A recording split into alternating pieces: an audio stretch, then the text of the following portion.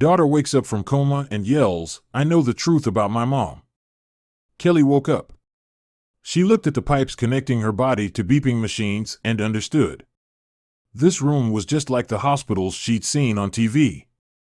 Her heart beat like a fly caught in a spider's web as she remembered the last time she'd seen Mom, her face lit by the moon as she ordered Kelly to run. One of the machines made a scary sound then, and the door to Kelly's room burst open. Kelly flinched, but the adults who came toward her had kind faces and gentle voices, unlike those nasty men from the barn. "Please help me," Kelly said to the kind-looking people. "I know the truth about my mom. You have to call the cops. My stepfather killed her." The man sat down in the chair at Kelly's bedside. "We will call the police, but first we need to know a little bit more about what you saw and who you are." "I'm Dr. Freeman." Kelly took a deep breath and told the doctor everything. A few days earlier, Kelly wasn't at school because she was sick. She clung to the railing as she slowly walked down the stairs. She needed to tell Mom she'd hurled on the bathroom floor. Mom's whisper stopped Kelly in her tracks. The fury in her voice was frightening. "Jerry, the doctor specifically said that contaminated water might be the cause. Apparently, he's seen a lot of kids and elderly people with exactly the same symptoms," Mom continued. Kelly frowned. Jerry was her stepfather. He worked many different jobs, which he sometimes mentioned at dinner, but she'd never heard him discuss poison. Sometimes he spoke about chemicals, maybe they were poisonous. "No, it can't wait," Mom snapped. "How can you say that? The whole town is feeling the effect of your business. If you don't stop it immediately, then I'll have to do it." Mom's footsteps were getting closer. Kelly dashed back upstairs and hid in her room while she listened to Mom walk up and enter her and Jerry's room. Kelly heard drawers open and close. She tiptoed down the hall and watched from the doorway as Mom packed some things into a backpack. "Is everything okay, Mom?" Mom gasped and pressed a hand to her chest. "You gave me a fright, sweet pea." "Yeah, everything is okay." Mom smiled at Kelly. "I just have some errands I need to take care of. I'm sorry I have to leave you when you aren't feeling well, but this is very important." Kelly watched anxiously as Mom shouldered her backpack. She didn't want Mom to get involved in this strange, dangerous-sounding business, so she said the only thing she could think of that might make her stay. "I was sick on the bathroom floor." "I'm sorry, Mom. I tried to do it in the toilet, but I didn't make it." "Oh, baby." Mom knelt in front of Kelly and hugged her close. "I'll clean it up so there's nothing to worry about. It was an accident, and everyone makes accidents." Mom kissed the top of Kelly's head and lifted her off the floor. "Now, you need to get back into bed and rest, got it? I'll be home before you know it, and we'll have your favorite meal for dinner, okay?" Kelly nodded. She still wasn't happy about this, but she had to listen to Mom. So, she let Mom tuck her into bed and listened to her leave. A few hours later, Kelly went to sit downstairs and watch TV.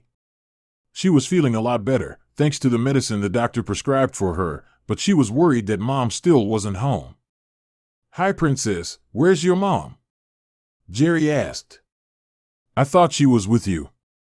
Kelly hugged herself and looked out through the front door.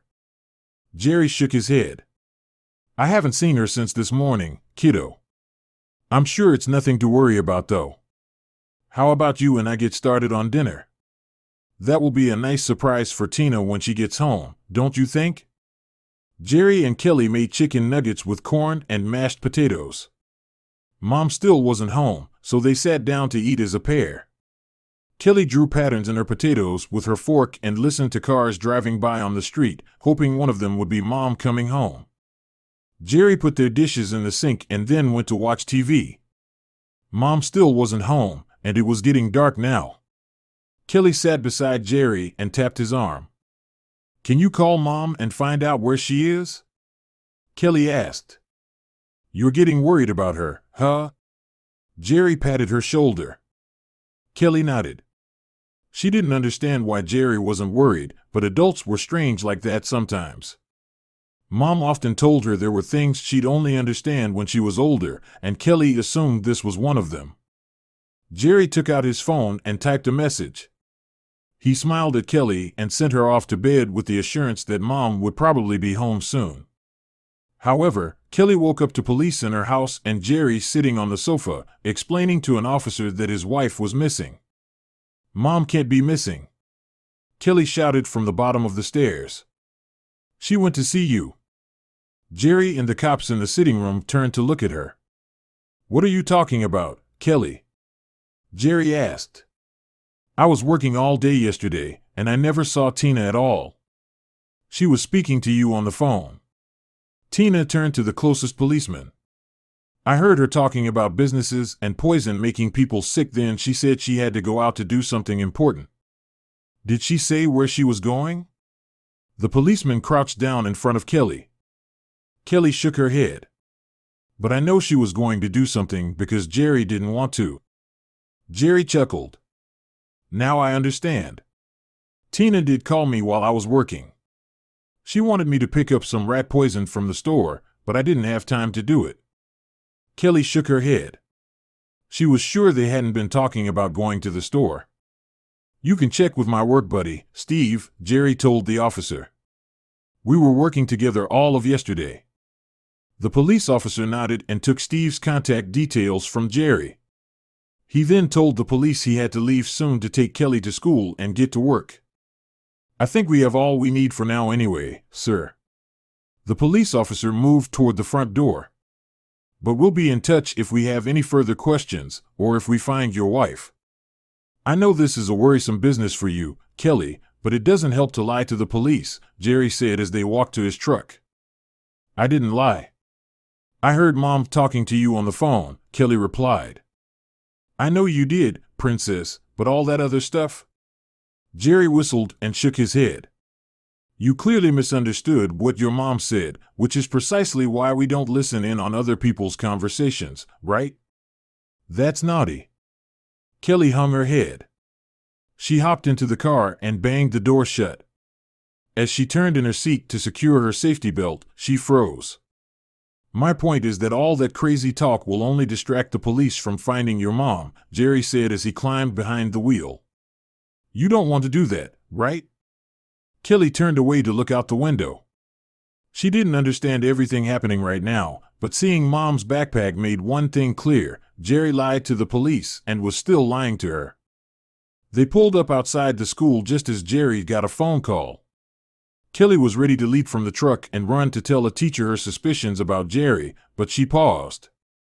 She didn't want to miss overhearing anything that might help her find Mom. "Thanks, Susan. Yeah, she didn't come home yesterday," Jerry said. "She told Kelly she needed to run an errand, but that's all we know so far." Kelly slumped in disappointment. Jerry's conversation with some nosy friend wouldn't help her. She slammed the door shut. Jerry was still talking and didn't pull away immediately. Kelly got an idea as she eyed the lumps and bumps of whatever Jerry had beneath the tarp covering the back of the truck. She glanced back at the cab, but Jerry was distracted by his phone conversation. He wouldn't notice a thing. Kelly ran around the back of the truck and climbed over the tailgate. She slipped beneath the tarp and curled up in the small gap between two large drums and a big box. The truck pulled away, and Kelly put a hand over her mouth to contain a squeal. Jerry was the key to finding out what happened to Mom. Kelly was almost asleep when the truck stopped and the engine died. She heard the car door open, footsteps crunching on gravel, and then silence. Birds sang, and the wind blew, but there were no car sounds or voices nearby. Kelly cautiously lifted the flap to peek outside. She glimpsed tall trees and some buildings before a hand reached in and grabbed her. Kelly screamed. "Did you really think I wouldn't notice you climbing in the back, you little brat?" Jerry snarled as he tugged Kelly from the truck. "You're just like your mother, poking your nose in where it doesn't belong. Let me go." Kelly wriggled and tried to kick Jerry, but he held her at arm's length. "No way." Jerry started dragging Kelly toward a barn nearby. "You're going to join Tina. Jerry jerked on the bolt securing the barn door and shoved Kelly inside. The bolt slid shut behind her before she could turn and try to force her way back out. Beams of light shone down into the barn from high windows, but it was still dim and gray inside. Kelly's eyes took a while to adjust to the lighting. When they did, she noticed something that brought her whole world crashing down around her. Mom was lying against the wall nearby, and she wasn't moving. Her head hung to one side, and her hair had fallen in her face. "Mommy," Kelly whispered as she sprinted to her mom's side. "Please wake up, Mommy." "Kelly?" Mom blinked in surprise and stifled a yawn as she sat up. "What are you doing here?" Kelly let out a sob and hugged Mom tightly. "I was looking for you. I saw your backpack in Jerry's car and realized he was lying. I hid in his truck, but he found me and threw me in here. I'm so sorry, baby." Mom put her arms around Kelly and stroked her hair. "I never thought Jerry would go this far. I was wrong about him, Kelly. He's dangerous." "Because of the poison?" Kelly looked up at Mom. Mom frowned. "I don't know how you know about that, but yes. Jerry is working with bad men who pay him to dump dangerous chemicals into the lake. Those chemicals are poisoning the town's water supply. And making everyone sick?" Mom nodded. "I came out here to stop him, but now—" Mom held Kelly closer and kissed her forehead. "I'm so sorry you got involved in this mess, baby, but I'll do everything I can to get us both out of this." Mother and daughter lay together in the cold and dark. Insects and strange animals called to each other outside. Sometimes Kelly heard men's voices, but never close enough to hear what they said. The moon rose big and full and looked like a picture framed in one of the windows. "That's it." Mom jumped up and walked to the middle of the barn. She pointed at the window. "That's how we'll get out of here, Kelly." Kelly rubbed her eyes and followed Mom to the far wall. She looked up at the window. "See, it's too high for me to reach alone, but if you get on my shoulders, Kelly, then you can get out. Because it's dark out, nobody will see you. What about you, Mom? You'll quietly run round to the door and let me out." Mom crouched in front of Kelly. "There's a bolt keeping the door shut, but I don't think it's locked. Once you've opened the door, we'll get away from here, okay?" Kelly didn't feel safe while balanced on Mom's shoulders, but she knew Mom was counting on her and refused to let her down. She pushed the window open and climbed through. It was a long drop to the ground, but Kelly landed safely. She ran toward the front of the barn and crouched in the shadows, just like Mom had told her to. She watched the road and studied the other buildings nearby, but saw nobody. Kelly let Mom out and she immediately took Kelly's hand and led her back into the shadows on the side of the barn. "We need to be fast and quiet, Kelly," Mom said as she started jogging toward the dark, scary forest. "Let me know if you can't keep up so I can carry you." Kelly ran as fast as possible at Mom's side. Branches slapped her face once they were under the trees, but Mom kept going. She seemed to know exactly which direction would lead them to safety. Kelly was beginning to think everything would be okay when somebody shouted, "She's gone. Get the dogs, we need to find her quickly." Mom said a bad word and stopped running. She turned Kelly to face one way and told her to run as fast as possible. "You're going to reach a creek. Once you do, go through the water so the dogs won't find your scent, got it? What about you?" Kelly looked at Mom, her face lit by a moonbeam that had penetrated the forest canopy. "I'll meet you on the other side." Mom kissed her cheek and pushed her forward. "Now, run." Kelly started running. She glanced back and saw Mom disappear through some plants as she headed in the opposite direction, but she kept going. Mom would only be able to find her again if she did what she was told. Dogs barked somewhere behind her, but they weren't close. The sound of water was louder, leading Kelly toward the creek. Closer and closer, she was almost there when a gun fired. Kelly looked back as another gunshot went off. Fear made her mouth dry up and her knees feel weak. She stumbled down a small slope and fell to her knees. Shouts and barking and shots being fired filled the night. Kelly felt tears running down her cheeks, but she couldn't stop now. Mom would be waiting for her on the other side of the creek. Kelly reached the water. Several large stones protruded above the gurgling creek, their surfaces shining in the moonlight. Kelly stepped on one rock, then the next. The rocks were slippery, but she had to keep going. Kelly reached the middle of the creek when a high-pitched scream echoed through the trees. She turned back the way she'd come. That had sounded like Mom. Kelly started back, but her foot slipped on a rock. Before she could scream, she was in the icy water, reaching for the rocks. Her fingers slipped over the smooth stone, and no matter how hard she kicked, the current was too strong to fight. "That's all I remember," Kelly told Dr. Freeman. "But I'm sure that was my mom screaming. Jerry and the other bad guys must have shot her. You're safe here. A ranger pulled you from the river and brought you here, but you've been in a coma since then," Dr. Freeman said. He put his hands on Kelly's shoulders to comfort the brave little girl crying in the hospital bed. He was shocked by what he just heard and knew he had to do something about it, but first, his patient needed reassurance.